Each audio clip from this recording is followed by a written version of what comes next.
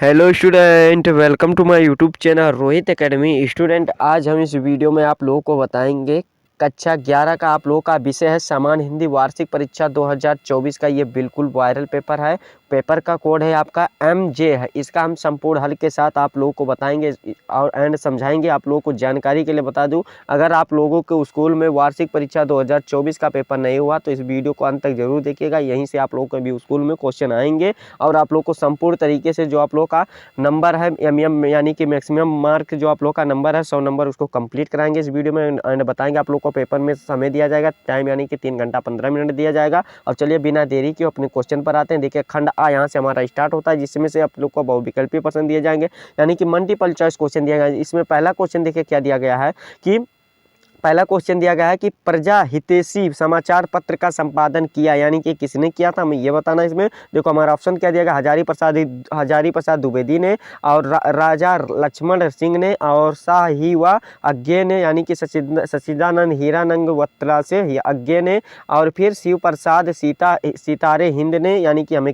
बताना है कि प्रजा जो हितैषी समाचार पत्र है उसके संपादक कौन है। तो बाबू इसका जो राइट आंसर हो जाएगा राजा लक्ष्मण सिंह ने, यानी कि हमारा कौन सा ऑप्शन राइट हो जाएगा, बा वाला ऑप्शन हमारा राइट आंसर हो जाएगा। ठीक, फिर अगला क्वेश्चन देखिए, दूसरा क्या पूछा गया, भारतेंदु युग के लेखक हैं, यानी कि हमें क्या बताना भारतेंदु युग के लेखक कौन है। तो पंडित प्रताप नारायण मिश्र जी हैं। कौन है, पंडित प्रताप नारायण मिश्र जी हैं। 9th में आप लोग इसका पढ़े होंगे। कब पढ़े होंगे, 9th में पढ़े होंगे। बाद चैप्टर है, यानी कि हमारा कौन सा राइट आंसर हो जाएगा, बा वाला ऑप्शन सही हो जाएगा इसका। ठीक, चलिए अगला क्वेश्चन देख लेते हैं।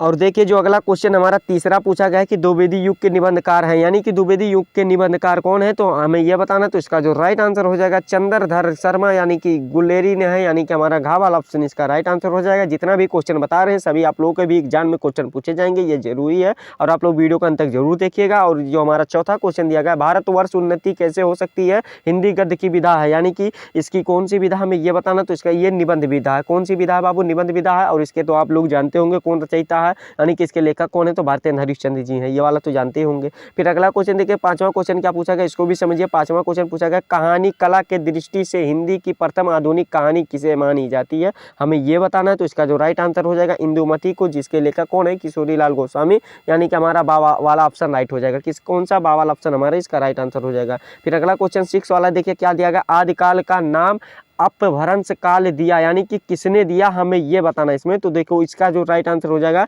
यानी कि 6 का हमारा जो राइट आंसर हो जाएगा चंद्रधर शर्मा गुलेरी ने दिया था, यानी कि दा वाला हमारा ऑप्शन इसका राइट आंसर है। ठीक, फिर अगला क्वेश्चन देखो क्या 7वां क्वेश्चन दिया गया है, इसको भी समझिए। 7वां क्वेश्चन में दिया गया भिखारी दास कवि हैं, यानी कि भिखारी दास कवि किस काल के कवि, हमें ये बताना इसमें। तो इसका जो राइट आंसर हो जाएगा रीत काल के कवि है। कौन सा राइट काल के कवि है, रीत काल के कवि है, हमारा आ वाला इसका राइट आंसर है। फिर अगला क्वेश्चन 8वां देखिए क्या पूछा गया, बिहारी सतसई की भाषा है। तो बिहारी सतसई की जो भाषा क्या अवधी है, क्या है बाबू, अवधी है। आ वाला हमारा ऑप्शन इसका भी राइट आंसर हो जाएगा। आप लोगों का जो हिंदी में है 100 में 100 नंबर यहीं से आप लोग छाप दीजिएगा जा करके पेपर में, और संपूर्ण तरीके से आप लोग को एक एक क्वेश्चन का आंसर बताएंगे एंड समझाएंगे। आप लोग वीडियो के अंत तक बने रहिएगा। और जो हमारा अगला क्वेश्चन पूछा गया 9वां क्वेश्चन के साहित्यिक लहरी के रचयिता, यानी कि साहित्यिक लहरी के रचयिता कौन है। तो सूरदास जी हैं। आप क्लास 10th में पढ़े होंगे। यहाँ पर साहित्यिक लहरी सूर सागर, सूर की सारावली, श्री कृष्ण की बाल छवि पर लेखनी अनुपम चली, ये हमारा आ वाला ऑप्शन राइट हो जाएगा। साहित्यिक लहरी के रचयिता कौन है, सूरदास जी हैं। ठीक, ये। और फिर अगला क्वेश्चन 10 वाला देखिए क्या दिया गया, यानी कि 10वां क्वेश्चन दिया गया, वीर गाथा काल की विशेषता है,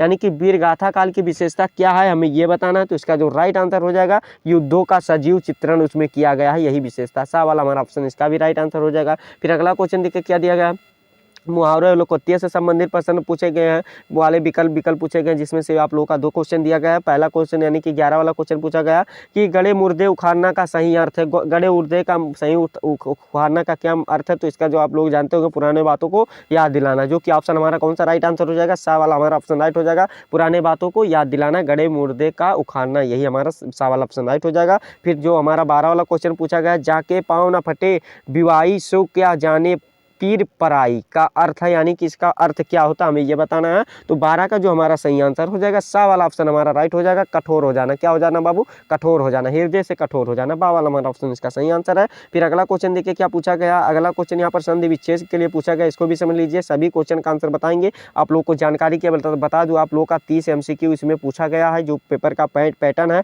और आप लोग का 70 नंबर का आप लोग का वर्णनात्मक प्रश्न है। सभी को कंप्लीट कराएंगे, बस वीडियो का धैर्य बना करके अंत तक बने रहिएगा। ठीक, 13 13 वाला क्वेश्चन देखिए क्या पूछा गया, मध्वर का संधि विच्छेद है, यानी कि मध्वर का संधि विच्छेद हमें बताना। तो इसका जो राइट आंसर निकल कर आएगा क्या सही हो जाएगा, बा वाला हमारा राइट हो जाएगा, मधु प्लस अर हो जाएगा, यानी कि बा वाला हमारा ऑप्शन इसका राइट आंसर है। ठीक, फिर अगला क्वेश्चन देखिए क्या देगा, 14 वाला क्वेश्चन पूछा, पौनम पौनम पौनम का संधि विच्छेद होगा, यानी कि इसका संधि विच्छेद क्या होगा हमें ये बताना है। तो जो 14 का सही आंसर हो जाएगा हमारा सा वाला ऑप्शन राइट हो जाएगा, पौ प्लस आनम हो जाएगा, यानी कि सा वाला हमारा ऑप्शन इसका राइट आंसर है। ठीक, फिर अगला क्वेश्चन 15 वाला देखिए क्या पूछा गया है कि विद्यालय का संधि विच्छेद होगा, यानी कि विद्यालय का संधि विच्छेद क्या होगा हमें ये बताना। तो इसका जो सही आंसर हो जाएगा विद्या प्लस अले हो जाएगा, जो कि हमारा आ वाला ऑप्शन राइट आंसर है। ठीक है, फिर अगला क्वेश्चन देखो, नमन नमन नमन शब्द की विभक्ति और वचन का सही विकल्प चुन करके लिखना है, यानी कि ये किस विभक्ति का एवं वचन का रूप है। तो इसका जो राइट आंसर हो जाएगा 16 का जो सही आंसर हो जाएगा हमारा आ वाला ऑप्शन राइट हो जाएगा, चतुर्थी विभक्ति एक वचन है। क्या है, चतुर्थी विभक्ति एक वचन है। ठीक, फिर अगला क्वेश्चन देखिए 17 वाला क्वेश्चन जो दिया गया है, आप लोगों को सही अर्थ चुनना है, जो कि 17 वाला देखिए क्या गया, पतन पतन, यानी कि पतन पतन का अर्थ बताना। देखो लिखा गया सेम लेकिन अर्थ इसका अलग अलग होता है। तो देखो आप लोगों को जानकारी के लिए बता दूं, जो 17 का हमारा राइट आंसर हो जाएगा, इसका कौन सा सही आंसर हो जाएगा बाबू, एक होता है पतन का मतलब गिरना होता है या हार होता है। ठीक, ये वाला हो जाएगा, और एक का मतलब बंदरगाह भी होता है, क्या होता है, बंदरगाह भी होता है, जो कि हमारा ऑप्शन सा वाला ऑप्शन हमारा सही हो जाएगा। ठीक है, फिर अगला क्वेश्चन देखो क्या दिया, मेघ दिया गया है, तो एक का एक और फिर मेघ दिया गया, तो एक मेघ का मतलब क्या होता है बाबू, एक मेघ का मतलब होता है बादल होता है, यानी कि आकाश होता है, ये हो जाएगा। और जो हम और एक मेघ का मतलब क्या होता है, यज्ञ होता है, क्या होता है, कहते नहीं महामेघ करवा रहे हैं, यानी कि मतलब बादल और मेघ हो जाएगा, यज्ञ हो जाएगा। ठीक है, बा वाला हमारा ऑप्शन सही हो जाएगा। फिर अगला क्वेश्चन देखो, सही विकल्प इसका भी चुन करके लिखना है, इसका अर्थ नहीं है, यानी कि देखो वर्ण शब्द का अर्थ नहीं हमें ये बताना है। तो देखो वर्ण शब्द का अक्षर भी होता है, रंग भी होता है, जाति भी होता है, लेकिन जो कलर होता है यही नहीं होता, काला जो होता है यही नहीं होता, सा वाला।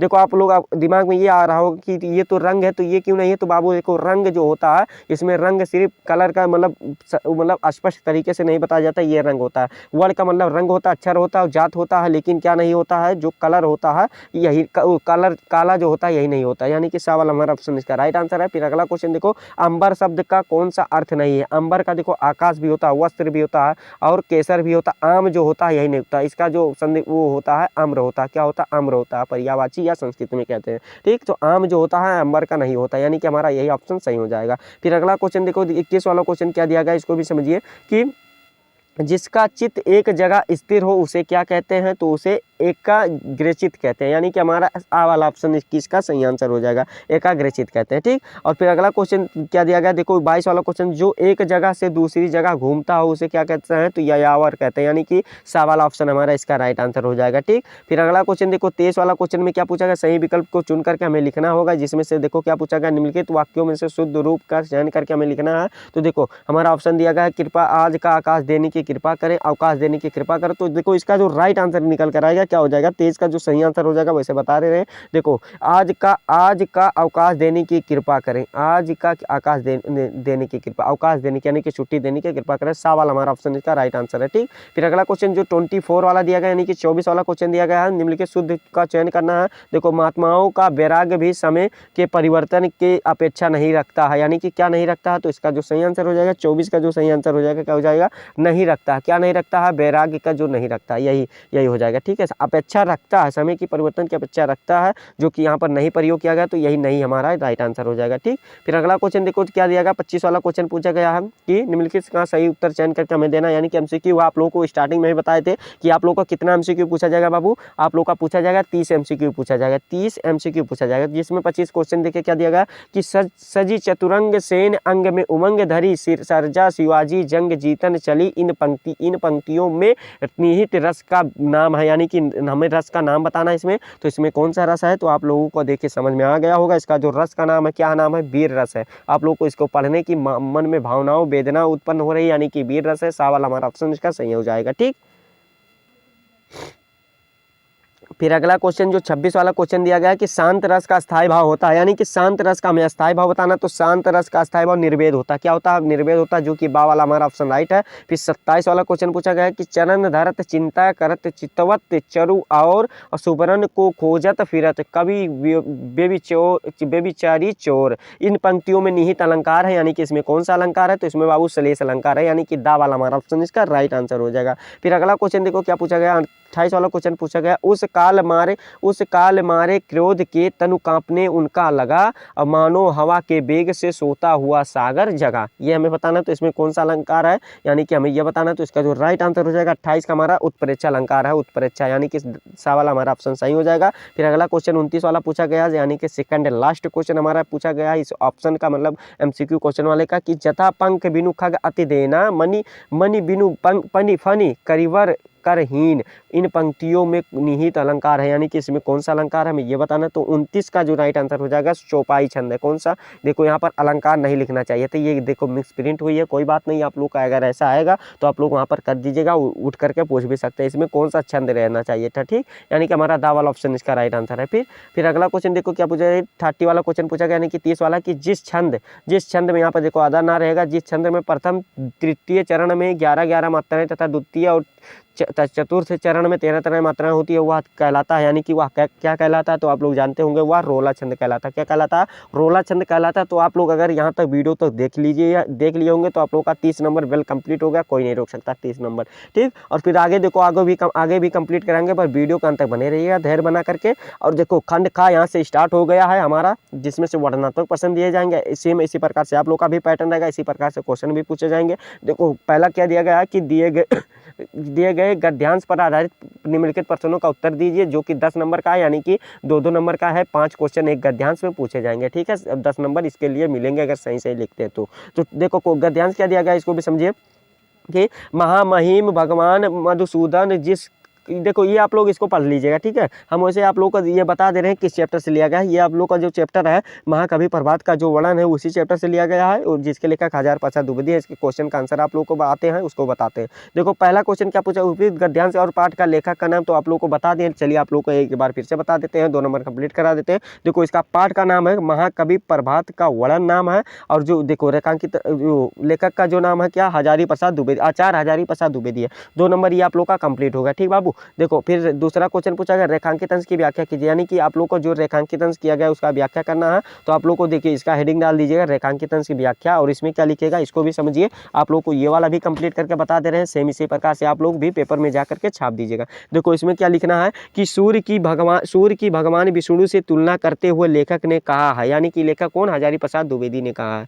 किसने, आचार्य हजारी प्रसाद द्विवेदी ने कहा, ठीक, कि सृष्टि के अंत में प्रलय होती है, भगवान विष्णु अचानक ही यह प्रलय कर देते हैं, और प्रलय के कारण ही सारी सृष्टि क्या हो जाती है, खत्म या नष्ट हो जाती है, और चारों ओर जल ही जल दिखाई देता है, और जल ही जल दिखाई देता है, और प्रलय में सृष्टि का कोई भी प्राणी जीवित नहीं रहता है, केवल आकाश और जल शेष ही रह जाते हैं। तो बाबू ये आप लोगों का 2 नंबर ये वाला भी रेखांकित लिख करके कंप्लीट होगा, बस इतना ही लिखिएगा। फिर अगला क्वेश्चन तीसरा देखिए क्या पूछेगा, प्रस्तुत गद्यांश में लेखक ने सूर्य और उसकी आभा एवं आकाश को किसके समान चिन्हित किया गया है। तो देखो इसका आंसर लिखेगा, यहाँ सूर्य को भगवान विष्णु और सूर्य की आभा को लक्ष्मी और आकाश को क्षीर सागर से समान बताया गया है। ये वाला भी आप लोग का 2 नंबर कंप्लीट होगा, ठीक। फिर अगला क्वेश्चन देखो क्या पूछा गया, चौथा क्वेश्चन पूछा गया कि भगवान विष्णु लक्ष्मी को लेकर कहाँ विराजते हैं। तो भगवान विष्णु लक्ष्मी को लेकर बैकुंठ धाम में विराजते हैं। कहाँ विराजते हैं, बैकुंठ धाम में विराजते हैं। ये वाला भी 2 नंबर कंप्लीट होगा ना बाबू। बस धैर्य बना करके वीडियो के अंत तक बने रहिएगा, और सभी स्टूडेंट के पास इस वीडियो को शेयर जरूर कर दीजिएगा,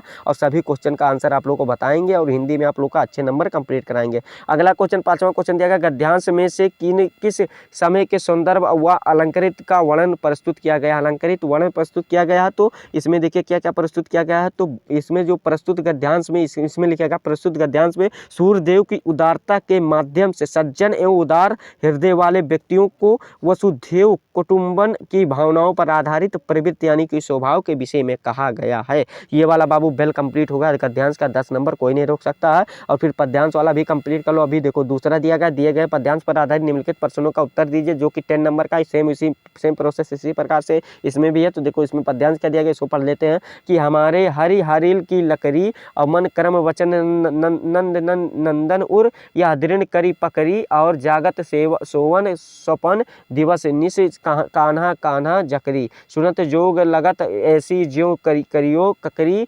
सूतो व्याधि हमको ले आए देखे सुन ना करियो करी और या तो सूर तिन्ही ते सौंपो जिनके मन व करी, यानी कि क्या लिखा, चकरी लिखा है, सॉरी, जिनके मन चकरी। तो देखो उपयुक्त तो आप लोग का क्वेश्चन देखिए क्या दिया दिया गया है उपयुक्त पद्यांश के शीर्षक और कवि का नाम बताइए। तो इसका आंसर लिख दीजिएगा कि शीर्षक का नाम है आप लोग का पद है और जो कवि का नाम है सूरदास जी है। 2 नंबर बाबू वेल कंप्लीट हुआ ना, 2 नंबर फिक्स होगा। फिर दूसरा क्वेश्चन देखो क्या दिया गया, रेखांकित अंश की व्याख्या कीजिए। तो हेडिंग डाल दीजिएगा रेखांकित अंश की व्याख्या। इसमें लिखेगा क्या, लिखेगा कि गोपियां उद्धव से कहती हैं कि हे उद्धव, श्री कृष्ण हमारे लिए हारिल की लकड़ी के समान है। जैसे हारिल पक्षी अपने पंजों में पकड़ी हुई टहनी को एक बार के लिए भी अपने से अलग नहीं करता, उसी प्रकार हमारे कृष्ण प्रेमी हृदयों से श्री कृष्ण का ध्यान एक पल भी हट नहीं पाता है। ये वाला बाबू आप लोग का रेखांकित अंश लिख करके 2 नंबर कंप्लीट हो गया। फिर अगला क्वेश्चन देखो क्या पूछा गया, गोपियां ने श्री कृष्ण को किसके समान प्रिय बताया है। तो गोपियां ने श्री कृष्ण को हारिल की लकड़ी के समान इसलिए बताया है क्योंकि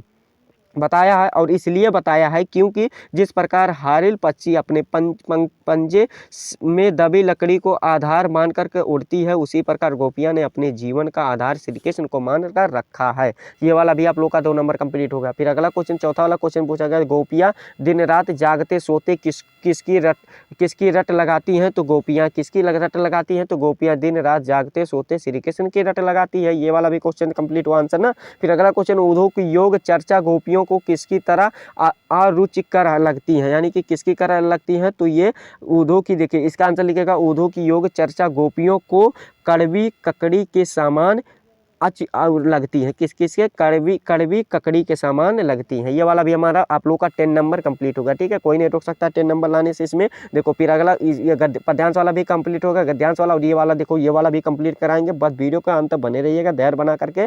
और देखो तीसरा क्वेश्चन दिया, निम्नलिखित में से किसी एक का साहित्य परिचय देते हैं, उनकी प्रमुख रचनाओं का उल्लेख करना है। उसकी शब्द सीमा आप लोग को 80 शब्द में दिया गया है। और 5 नंबर का क्वेश्चन है, 3 नंबर आप लोग का साहित्य परिचय रहेगा, 2 नंबर उनकी रचनाओं का लिए रहेगा। ठीक, देखो ऑप्शन क्या दिया गया, सरदार पूर्ण सिंह जी दिए गए हैं और भरते नदीचंद संपूर्णानंद। तो आप लोग इन दोनों को याद कर लीजिएगा, अच्छे तरीके से आप लोग तैयार कर लीजिएगा। बता दे रहे हैं, बताना हमारा काम है, तैयार करना आप लोग का काम है। और देखो निम्नलिखित ये कवि का साहित्य परिचय, उनकी रचनाओं का 5 नंबर का है, कबीरदास जी है, तुलसीदास, महाकवि भूषण है। तो आप लोग सभी का याद कर लीजिएगा और आप लोग पेपर देने याद करके जाइएगा। और फिर अगला देखो क्या दिया गया, चौथा क्वेश्चन, समय तथा प्रायश्चित कहानी के कथा स्वस्थ संक्षेप में बताइए। 5 नंबर का क्वेश्चन, तो इसको वाला भी तैयार कर लीजिएगा। और 100 पठित नाटक के आधार पर किन्हीं, यानी कि देखो जो ये वाला 100 पठित यानी कि 80 शब्दों में देना आप लोग को इसका आंसर। 5 नंबर का क्वेश्चन आएगा जो कि आप लोग को जो जनपद में रहेगा, राज मुकुट जो आप लोग का जनपद में होगा उसी के अनुसार आप लोग याद कर लीजिएगा, यानी कि जिसके जनपद में निर्धारित होगा उसको तैयार कर लीजिएगा। 5 नंबर तो ये वाला भी फिक्स है। फिर अगला क्वेश्चन देखो क्या पूछा जाएगा,